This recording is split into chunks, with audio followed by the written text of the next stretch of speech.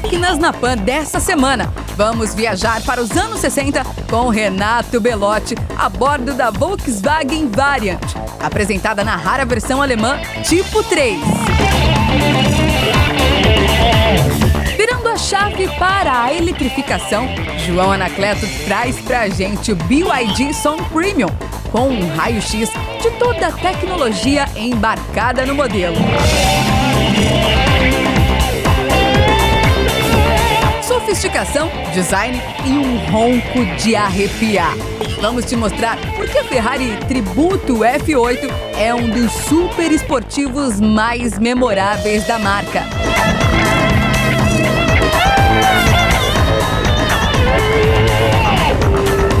Tem test drive com Leonardo Maringolo no Corolla Altis Premium, o primeiro carro híbrido fabricado aqui no Brasil.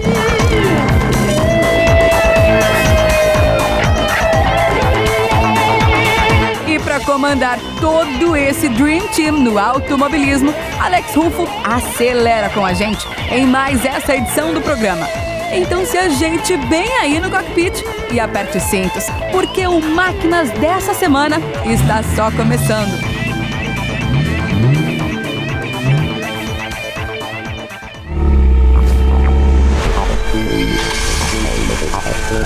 Máquinas na Pan. Para darmos a largada no Máquinas na Pan dessa semana, uma volta aos anos 60 a bordo de um dos mais cobiçados automóveis da família, o Volkswagen Variant, que Renato Belotti, da Garagem com Belotti, apresenta na sua versão alemã Type 3.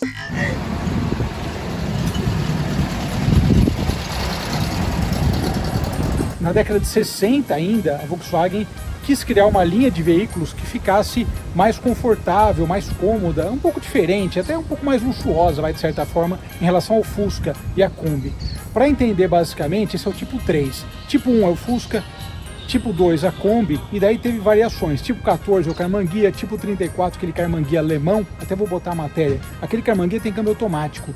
E a família do tipo 3, ela é tão bacana lá fora, que inclusive, além do design diferenciado em relação ao Fusca, ela também teve a opção do câmbio automático. São os Boxer com câmbio automático. Basicamente, o tipo 3 teve sua versão brasileira na década de 70. A Volkswagen, no final dos anos 60, deu liberdade para as suas sucursais produzirem veículos próprios. Aqui no Brasil, então, eles produziram o TL, produziram a Variant e produziram também o Zé do Caixão, além do Carmanguia TC e do SP2. Então o pessoal já aproveitou para fazer coisas incríveis, né, que são esses dois últimos em especial. Eu gosto muito do TL também, é um carro que eu acho bem bacana. Mas na Europa a ideia da época era justamente, como eu falei há pouco, criar uma linha familiar e que tivesse algumas coisas a mais, que saísse um pouco do convencional em relação ao Fusca. Variant ou Volkswagen Tipo 3 ou Squareback era uma família, né? Squareback, Notchback, Fastback, 3 opções. Aqui é exatamente isso, né? A gente pega o Squareback, a Variant, o Fastback é o TL e o Notchback é o Zé do Caixão, o famoso Volkswagen 1500. Os apelidos, né, que os carros receberam. E ela tem um estilo muito peculiar, ela tem um quê bem próprio da Europa, tem um quê de leste europeu, alguma coisinha, mas característica de carros da época. Mas principalmente, o que eu acho legal é que ela tem uma personalidade diferente da nossa, né? E foi justamente ao que eu me referi há pouco. Conjunto ótico, aqui a gente tem frente alta, frente baixa, você vê o design aqui completamente distinto. Os repetidores de seta, o para-choque com as garras também, muito legal. E aqui o que eu falei, ela tem uma cara de perua. Eu acho que isso é uma das coisas mais legais dessa variante alemã. Você olha para ela, você consegue visualizar exatamente uma perua, né? Uma coisa diferente aqui do que a gente teve. E tem uma cara daquelas peruinhas inglesas também. Eu gosto da variante alemã, viu? Tem um estilo bem legal. Rodas Mangels, esse carro foi restaurado há pouco tempo, né? Traz rodas Mangels que combinam com tudo, né? Poderia ter colocado o escudinho Volkswagen aí, que eu acho que combinaria até mais. De qualquer forma, olha só o perfil dela, que bonito. É um carro com um desenho muito interessante, que se a gente analisar especificamente o período no qual ele foi fabricado. Olha o detalhe dessa traseira que vai se prolongando até aqui. Ó, charmoso isso, hein? Fala a verdade. O detalhe da traseira não fica a tampa reta, ou seja, um carro que tem um design muito interessante. Ó, esse olho de gato aqui, um de cada lado, enfim, algumas características bacanas. E o conjunto ótico traseiro, olha que legal. Bacana demais, né? Não tem limpador traseiro, outra característica interessante, né? E aqui a gente já vai ver o motor plano. Nós temos uma capacidade também boa de carga, como a Variant nacional também teve, né? Aqui você verifica o óleo, mesmo esquema, né? O que muda é a roupa. E esse somzinho de fechamento, muito interessante. Realmente, ó, vidro basculante, tudo que uma família precisa para andar confortavelmente no dia a dia. Detalhe aqui de acabamento, lembra muito também os Volkswagens daqui, essa parte. Isso aqui é um negócio muito prático, viu? No meu Fusca precisaria de um porta-objeto como esse. E o detalhe dos bancos e o espaço interno, né? Realmente cumpria bem a sua função e a sua proposta. Uma coisa bacana desse carro, é engraçado porque ele traz o painel com os 3 mostradores. Olha que bonito esse painel, olha que legal, interessante, né? Ó, velocímetro no meio, tem um relógio aqui. Relógio naquela época era sinônimo de luxo, né, de certa forma. Então tem um acabamento no painel aqui, o famoso PQP também. Câmbio clássico Volkswagen, enfim, 10 outras coisas são iguais. Mas é um carro interessante quando você nota nessa perspectiva exatamente o desenho do painel. Aqui, sem dúvida nenhuma, uma das razões da evolução do Tipo 3 em relação ao Tipo 1. Como a gente teve aqui também, o Tipo 3, depois o Brasília, enfim. E, logicamente, a outra configuração é a configuração tradicional da Variant em qualquer lugar onde ela foi fabricada, que é o motor plano localizado na parte traseira, mas vocês já viram o porta-mala aqui. A vantagem é que, ou o diferencial, esse carro está equipado com motor 1.6 nacional, mas o original eles puseram 1.5 e 1.6, inclusive eles usaram a Bosch DG-Tronic, era uma injeção a vácuo com alguma parte eletrônica, enfim, era um negócio bem interessante para a época, mas esse aqui, lembrando, é o original de 1600.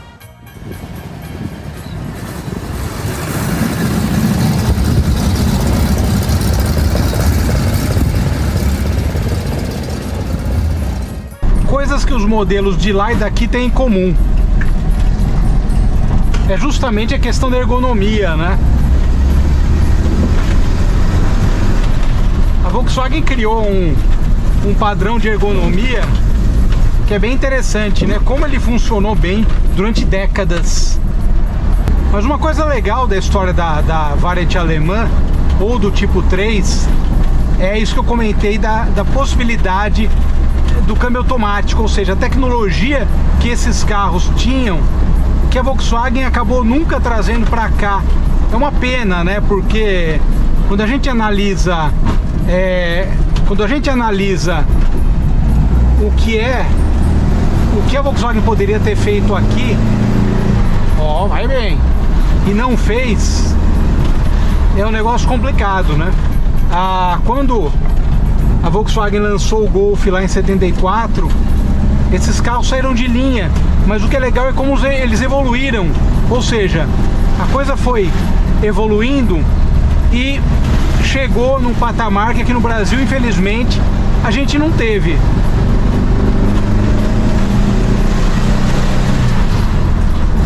Mas é isso aí, pessoal. Vou devolver o carro lá pro pessoal antes que comece a chover aqui, ó. E esse volante tá invertido, isso aqui também, vocês notaram, né? Olha o toque aí. Mas é isso aí, pessoal. Grande abraço, obrigado pela audiência. Até mais. Tchau, tchau. Muito lindo e carismático esse carro, não é mesmo? E que para minha geração era aquele carro da mãe levar os filhos para a escola e fazer as compras do mercado. Hoje, uma peça raríssima para colecionador. Bom, a gente vai virar a chave agora para a eletrificação e apontar o norte da nossa bússola para a altíssima tecnologia embarcada no novo BYD Song Premium, com o irreverente e também espécime raro João Anacleto do canal A Roda.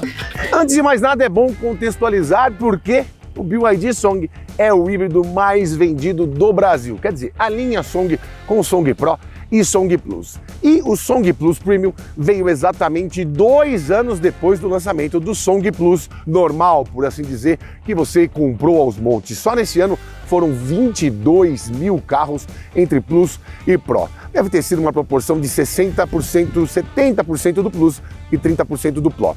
Ou seja, é um carro que foi muito bem aceito. Aliás, aqui em São Paulo você vê demais. E como para fazer um facelift você tem que esperar uns 3, 4 anos, eles decidiram trazer um outro Song mais potente, mais refinado, sem fazer um facelift no que tá dando certo até hoje. Por isso, pegaram as linhas do BYD COU, sim, a variante, vamos dizer assim, do SUV Song Plus lá na Europa. Eu fui no Salão de Munique em 2023 e pude ver lá o lançamento do COU para o público alemão. E era exatamente como é este carro. A série Dynasty tem uma coisa um pouco mais imperialista, por assim dizer. Tem mais cromados aqui na frente, tem aquela bocarra, não tem esse nariz aqui, na verdade é também uma barra cromada um pouco menor, o capô se estende um pouco mais, enfim, aqui ficou mais com a cara do que você vê exatamente no BYD Seal. Isso fica muito marcado por essa parte aqui, né? Pega aí a frente do BYD Seal e dá uma olhada como é que ficou o Song Plus Premium e aí você vai entender por que ele é chamado de BYD COU no resto do mundo. O que muda, na verdade, o tom de como você vai perceber, se trata de um Song Plus Premium, tá nessas rodas que também tem aro 19, também tem pneus 235/50, mas tem um desenho diferente. É um charme essas gotinhas aqui, né? Eu achei bem bonito. Achei que fica bem mais legal do que aquela coisa mais sisuda do Song Plus. E também tem uma diferencinha aqui no detalhe dos LEDs, né? Como eles são colocados aqui, esse plasma aqui mais grosso também. A tampa do porta-malas me parece igual, uma parte mais estrutural do carro, né? Mas muda aqui o para-choques, né? Antes o para-choques do Song Plus, antes não, né? Atualmente o para-choques do Song Plus é mais rente à tampa aqui, o que me desagrada um pouco. Quando você toma uma encostadinha, normalmente a tampa vai junto, não é legal, né? Você vai ter que fazer um conserto a mais, uma coisa que só o para-choques poderia já segurar, né? Contudo, porém, entretanto, colocaram a luz de neblina, que, aliás, você que está me escutando, se não tem neblina, não liga o neblina, apague a luz, apague a luz. Tem vezes que eu vejo o céu azul e o cara com neblina na estrada. Deveria dar multa, 7 pontos e cassação da carta. Esse é o correto. Aqui temos apenas tomada para carregamento lento, corrente alternada. Pois é, não tem carregamento rápido para esses 18,3 kW de bateria.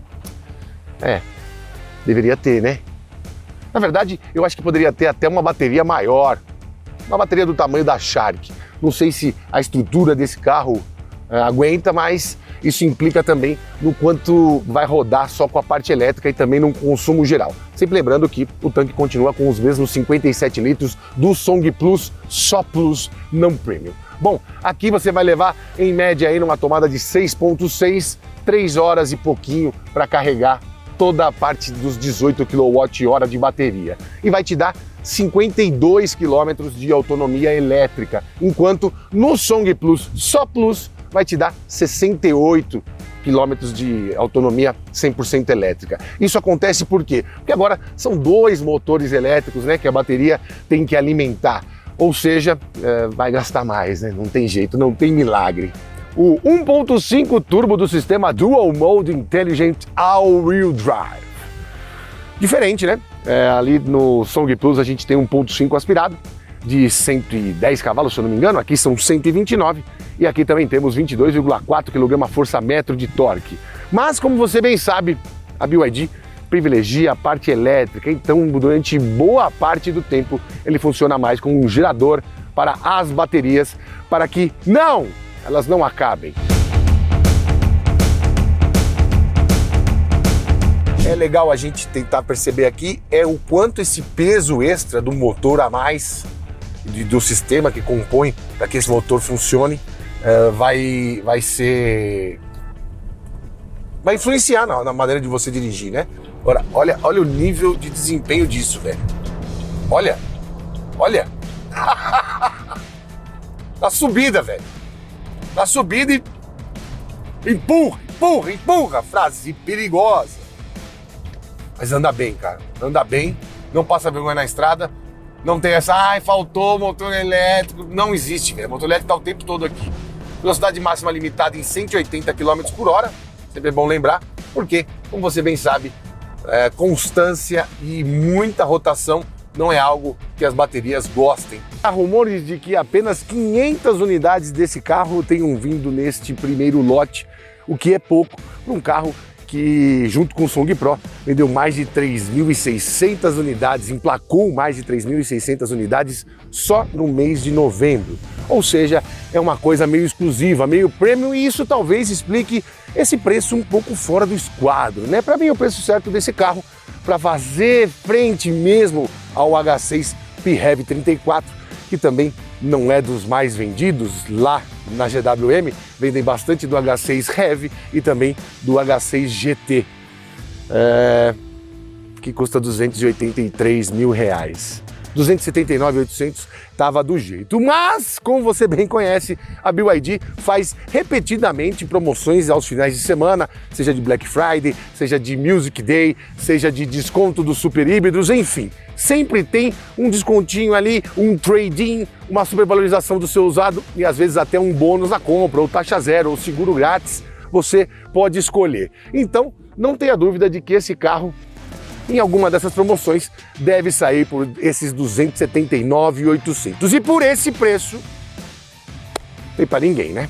Ele anda bem, é confortabilíssimo, não bebe nada e ainda tem 6 anos de garantia do carro e 8 da bateria.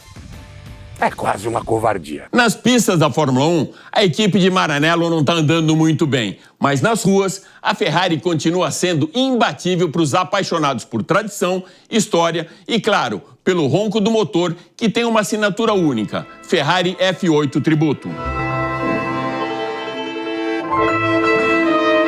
Lançada em 2019 como sucessora da Ferrari 488 GTB, a F8 Tributo carrega no nome a sua missão: ser uma homenagem ao motor V8 mais potente já produzido pela Ferrari até o momento. Sinônimo de excelência em design, a marca do cavalinho rampante remete a desempenho e inovação. Entre os inúmeros modelos que marcaram a história da marca italiana, a Ferrari F8 Tributo surge como uma celebração definitiva do lendário motor V8 biturbo, consolidando-se como um dos esportivos mais belos e bem projetados da atualidade.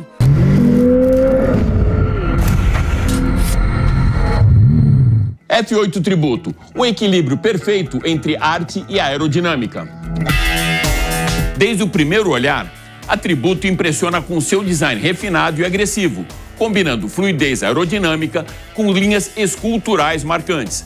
Cada curva e entrada de ar foi meticulosamente desenhada para maximizar o desempenho sem deixar de lado a identidade visual icônica da Ferrari. O destaque visual fica também para a dianteira, onde os novos faróis afilados em LED integram-se ao S-Duct, um sistema aerodinâmico herdado da Ferrari 488 pista. Essa solução melhora a pressão aerodinâmica dianteira, garantindo mais estabilidade em altas velocidades. Além disso, as grandes entradas de ar laterais otimizam o resfriamento do motor e reforçam a presença imponente do carro.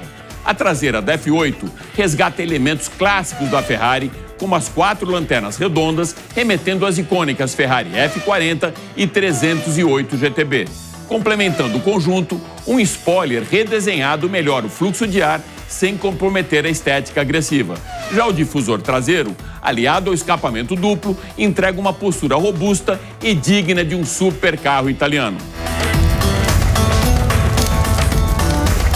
Outro toque de sofisticação está no uso extensivo de fibra carbono, tanto no exterior como na parte interna, com redução de peso sem comprometimento do luxo.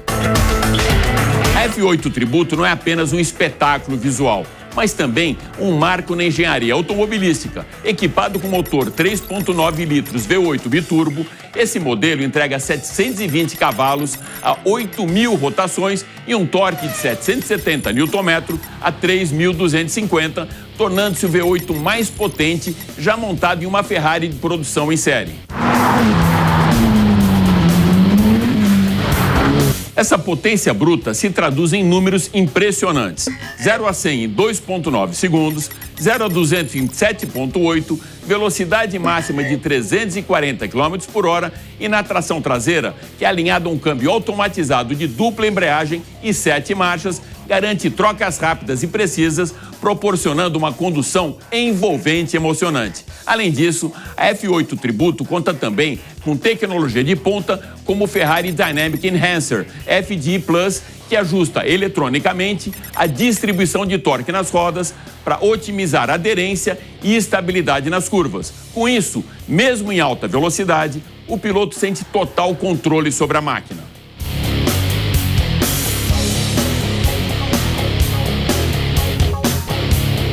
A F8 Tributo não é apenas um modelo de transição da Ferrari, mas o verdadeiro símbolo do fim de uma era. Com a evolução da eletrificação e a busca por eficiência energética, a Ferrari começou a adotar motores híbridos e até o V6 Turbo, como no caso da Ferrari 296 GTB.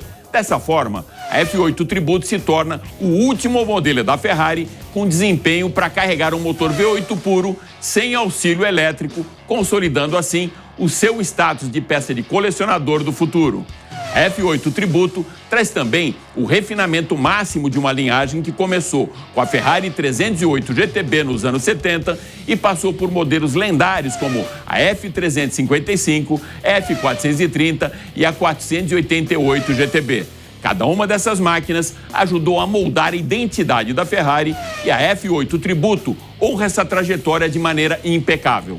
F8 Tributo, um state of art de engenharia e design, traduzidos pelos apaixonados pela marca como um dos superesportivos mais memoráveis já produzidos na fábrica de Maranello. Certamente a Ferrari faz parte do aspiracional lúdico de todos apaixonados por automóvel. A F8 Tributo honra todo esse DNA e legado também deixado por Enzo Ferrari, com o ronco do motor do indomável cavalinho rampante.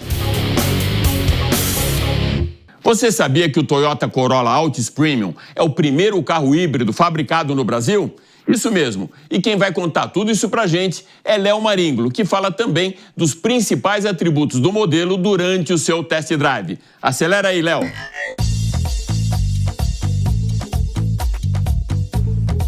É isso aí, e hoje eu vim aqui mostrar o primeiro híbrido fabricado no Brasil, que é o nosso sedã aqui da Toyota, o famoso Corolla, nessa versão Altis. Então, vem comigo que eu vou mostrar um pouquinho mais para vocês. Bom, e como vocês podem ver, a gente está um pouquinho mais cedo dentro do carro. Isso porque eu estou em Minas Gerais, Sapucaí Mirim, e eu estou no meio das montanhas e está uma leve garoa. E assim, falando um pouquinho aqui já do nosso sedã Toyota Corolla, a gente sabe que os clientes desse carro eles são muito fiéis. Quem sempre teve Corolla sempre vai trocando por novos Corollas, né? E o Corolla é um carro que ele chegou no Brasil em 1992 sendo importado, mas em 1998 a Toyota abriu sua fábrica no interior de São Paulo, em Indaiatuba, e já começou a produzir ele em terras tupiniquins. E nessa versão aqui que a gente está falando, a gente vê que ele não perde a sua essência, né? Ele tem uma sutil modernidade, a gente sente ali leves modificações em questão de modernidade do carro, sem perder a sua essência. A gente vê pelos faróis, né, que eles já são mais fininhos, já tem alguns anos, então ele teve algumas gerações, né, tiveram várias gerações, e nessas últimas a gente vê que foram afinando, foram puxando esse lado mais futurista, mas sem perder tanto, porque a gente pega as lanternas do Corolla sempre foram um pouco divididas entre parte dela ser na carroceria e parte ser na tampa do porta-malas. Então a gente tem 50% aí do layout da lanterna para um lado e 50% para o outro, sendo interligadas por um friso de ponta a ponta. E ainda com um sutil design em 3D, meia saltadinha. Ainda continua muito bonita como sempre e não perde o conceito do sedã, né, que é um sedã que já está aqui no mercado há tanto tempo. E sem esquecer de uma coisa também, que eles colocaram essas rodas Aro 17, ficaram muito bonitas e casaram muito bem com o modelo do carro. Ficaram muito legais mesmo.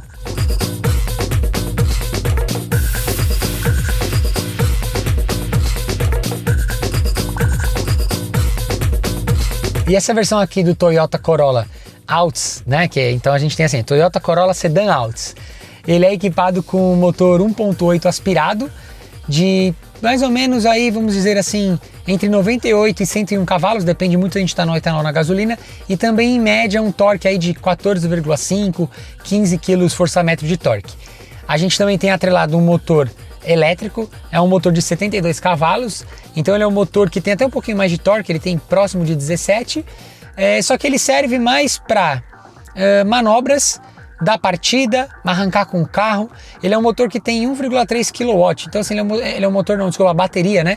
E a gente não consegue unir os 72 cavalos do motor elétrico com esses 100, digamos aí, do motor a combustão. Quando eles fazem essa compensação e os dois atuam juntos, eles somam aí no máximo 122 cavalos.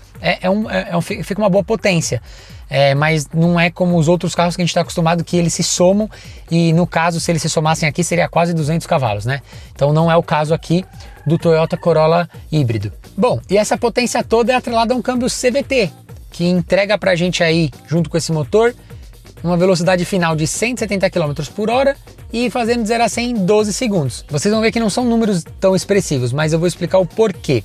Esse carro, ele tem uma boa economia em questão do combustível, ele trabalha com essa eficiência energética, né? Eu estou usando mais etanol, coloquei 23 litros de etanol, consegui rodar aí 370 km. Eu estava com o carro cheio, então tinha 4 pessoas e mais a bagagem cheia. Se a gente for ver, o carro estava pesado e mesmo assim manteve uma média muito boa. O tanque de combustível tem 43 litros, então se a gente fosse aí colocar com gasolina, a gente consegue fazer aí médias com um tanque cheio de 753 quilômetros de autonomia com um tanque completo de gasolina.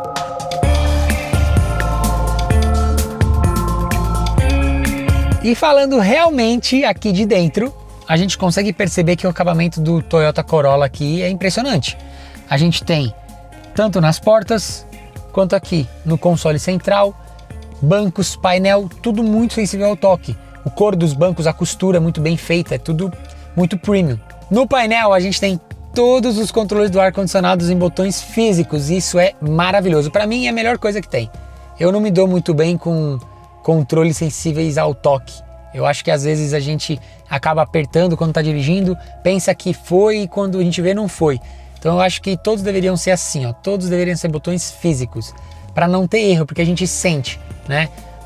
Quando a gente clica, a gente consegue sentir que o botão teve aquela profundidade. Isso é muito bom. A gente tem também aqui a multimídia, que é equipada com Android Auto e CarPlay, né? A gente tem algumas configurações aqui do carro, iluminação, farol, enfim, travamentos. E temos também aqui o cluster digital contendo as informações necessárias do dia a dia, como velocidade, nível de combustível, nível de arrefecimento, controle de cruzeiro adaptativo, permanência e faixa, e também a eficiência energética, já que aqui no lado esquerdo do cluster a gente tem um ponteirinho que não é o contagiro, que a gente consegue identificar quando o carro está recarregando as baterias ou quando a gente está usando a potência tanto combinada quanto de um ou do outro motor. Então a gente tem todas essas informações que são minimamente necessárias para o nosso dia a dia. O carro é bem completo, é bem legal, eu gostei bastante, ele é muito confortável, tanto na cidade quanto na estrada. Ele tem uma ótima suspensão, a suspensão é muito equilibrada, apesar dele ser um carro mais baixo, a gente sempre pende a esperar que vai ter uma suspensão um pouquinho mais rígida, mas não, ela é muito macia, absorve muito bem as deformidades do dia a dia, buraco, pedra, lombada.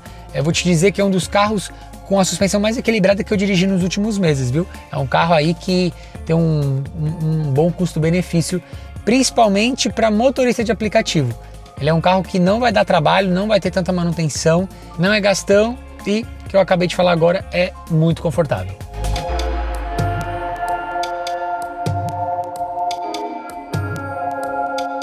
E Alex, o Toyota Corolla Altis, né, o sedã, cara, eu acho que ele tem um ótimo custo-benefício, até porque ele está numa faixa de preço muito difícil para os concorrentes e ele é um híbrido. Então assim, ele é um híbrido pleno. Ele não é um plug-in, é um carro que só consegue se recarregar andando, mas ele custa na faixa dos R$200 mil. Então a gente não tem muitos concorrentes próximos desse valor, né? Ele acaba meio que fluindo solto. Eu acho que com um tanque de 43 litros ele conseguir fazer 753 km de autonomia é muito bom. Eu gostei muito do carro e agora ele está no top 10 dos sedãs, na minha opinião. Valeu? Bom, eu vou ficando por aqui e te vejo numa próxima. Valeu, tchau, tchau!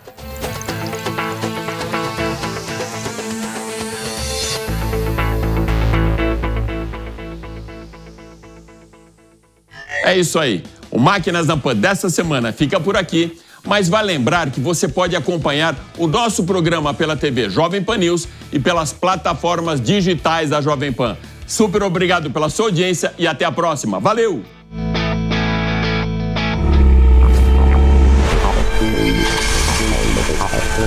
Máquinas na Pan. A opinião dos nossos comentaristas não reflete necessariamente a opinião do Grupo Jovem Pan de Comunicação. Realização Jovem Pan News.